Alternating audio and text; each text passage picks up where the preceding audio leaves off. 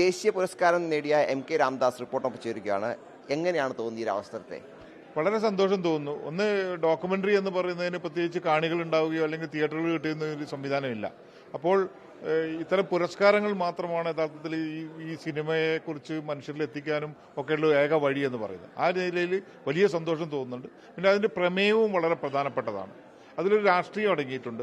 നെൽവിത്തുകൾ സംരക്ഷിക്കുന്ന ഒരാളെ പിന്തുടരുകയും അദ്ദേഹത്തിന്റെ ഒരു 5 വർഷത്തോളം അദ്ദേഹത്തിന്റെ ആക്ടിവിറ്റിയുടെ കൂടെ നടക്കുകയും ചെയ്തിട്ടാണ് ഈ സിനിമ നിർമ്മിച്ചിരിക്കുന്നത്. ചെറുവയൽ രാമൻ എന്ന് പറയുന്ന ആ കർഷകന് പിന്നീട് രാജ്യം പത്മശ്രീ നൽകി ആദരിച്ചു. അതിനു മുമ്പാണ് ഈ പണി തുടങ്ങുന്നത്. നമ്മൾ അദ്ദേഹത്തെ പിന്തുടരാൻ തുടങ്ങുന്നത്. ഏതാണ്ട് 5 വർഷത്തെ പിന്തുടരുന്നൊടുവിലാണ് ഈ സിനിമ പുറത്തിറങ്ങുന്നത്.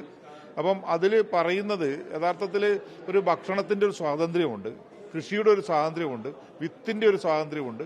പ്രകൃതിയാണ് യഥാർത്ഥത്തിൽ, പ്രകൃതിയെക്കുറിച്ചുള്ള ചിന്തകളാണ് യഥാർത്ഥത്തിൽ ഇതിലൂടെ പങ്കുവെക്കപ്പെടുന്നത്. ഇപ്പോൾ ചെറുവയൽ രാമൻ എന്ന് പറയുന്ന ഒരാൾക്ക് പത്മശ്രീ കിട്ടിയപ്പോൾ യഥാർത്ഥത്തിൽ അത് ഒരുപാട് ഹോണർ ചെയ്യപ്പെട്ടു. അതിന്റെ ഒരു തുടർച്ചയാണ് യഥാർത്ഥത്തിൽ ഈ പറയുന്ന എന്താ പറയുക, ഈ ഒരു ദേശീയ അംഗീകാരം എന്നാണ് ഞാൻ കരുതുന്നത്. വളരെ സന്തോഷം തോന്നുന്നുണ്ട്.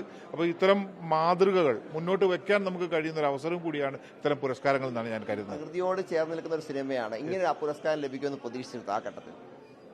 ഇല്ല, ഞാൻ പുരസ്കാരം ലഭിക്കുന്നല്ല. യഥാർത്ഥത്തിൽ എന്താണെങ്കിൽ ഇതൊരു ബദലാണ്. യഥാർത്ഥത്തിൽ നമ്മളെ വിത്തുകളുടെ അവകാശം മുഴുവനും കോർപ്പറേറ്റുകളുടെ കയ്യിലേക്ക് അകപ്പെട്ടുകൊണ്ടിരിക്കുകയാണ്. ആ സമയത്ത് ബദലായുള്ള ഒരു മാതൃകയാണ് യഥാർത്ഥത്തിൽ രാമേട്ടൻ മുന്നോട്ട് വെക്കുന്നത്. അപ്പോൾ അത് മനുഷ്യരിലേക്ക് എത്തിക്കാൻ ഇങ്ങനെ ഒരു ഇതും കൂടിയുണ്ട്. പക്ഷേ ഇത് സത്യത്തിൽ എനിക്ക് തോന്നുന്ന ഒരു മാധ്യമ പ്രവർത്തകനായതുകൊണ്ടും കൂടി ആയിരിക്കണം എനിക്കിത് ഇങ്ങനെ കഴിഞ്ഞതാണ്. കാരണം ഉദാഹരണമായിട്ട് പല ആളുകൾ ഇതിനെ സഹായിച്ചിട്ടുണ്ട്. ഇപ്പം പറഞ്ഞുതരാം, ഇപ്പോൾ റിപ്പോർട്ടർ ചാനലിലെ എഡിറ്ററായിട്ടുള്ള ബിജേഷ് കപ്പാറിയാണ് ഈ മാസങ്ങളോളം എടുത്തിട്ടാണ് അദ്ദേഹം എഡിറ്റ് ചെയ്ത്. ക്യാമറാമാൻ അതേപോലെയാണ്. മാധ്യമങ്ങളിൽ പല മാധ്യമങ്ങളിൽ ജോലി ചെയ്തിട്ടുള്ള ആളുകളാണ്, ക്യാമറാമാന്മാരാണ്. പിന്നെ ഇപ്പോൾ നിർമ്മാതാവ് വരിക എന്ന് പറഞ്ഞാൽ ഈ സിനിമ നിർമ്മിക്കാൻ സഹായിച്ചത് ഒരു കുന്നംകുളത്തുള്ള ഒരു ഗൾഫിൽ ജോലി ചെയ്യുന്ന ഒരാളാണ്.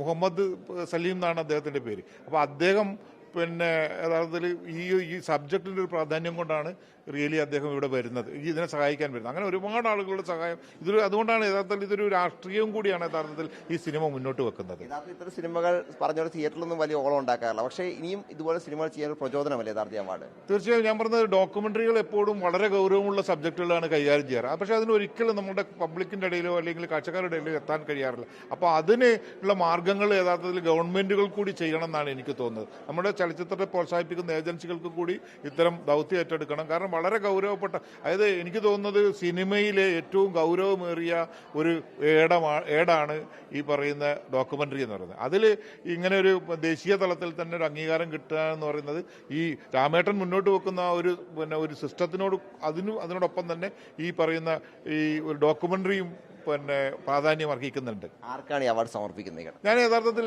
ഇവിടെയുള്ള പറയുന്ന കർഷകർ, ഈ സാധാരണ മനുഷ്യർ, സാധാരണ സിനിമ എടുക്കുന്ന ആളുകൾ, എല്ലാ സാധാരണ മനുഷ്യർക്കുമാണ് യഥാർത്ഥത്തിൽ, പ്രകൃതിക്ക് തന്നെയാണ് യഥാർത്ഥത്തിൽ ഇതിന്റെ ഒരു കോൺട്രിബ്യൂഷൻ എന്ന് പറയുന്നത്. ഡോക്യുമെന്ററികൾക്കൊക്കെ വലിയ പ്രചോദനമാണ് ഈ അവാർഡ്. ഇതുമായി ബന്ധപ്പെട്ട വിശദാംശങ്ങളാണ് MK രാംദാസ് റിപ്പോർട്ടർ പങ്കുവച്ചത്. വീഡിയോ ജേർണലിസ്റ്റ് മനു ബാലകൃഷ്ണനൊപ്പം reporter Noble Marikkaran, in reporter, Delhi.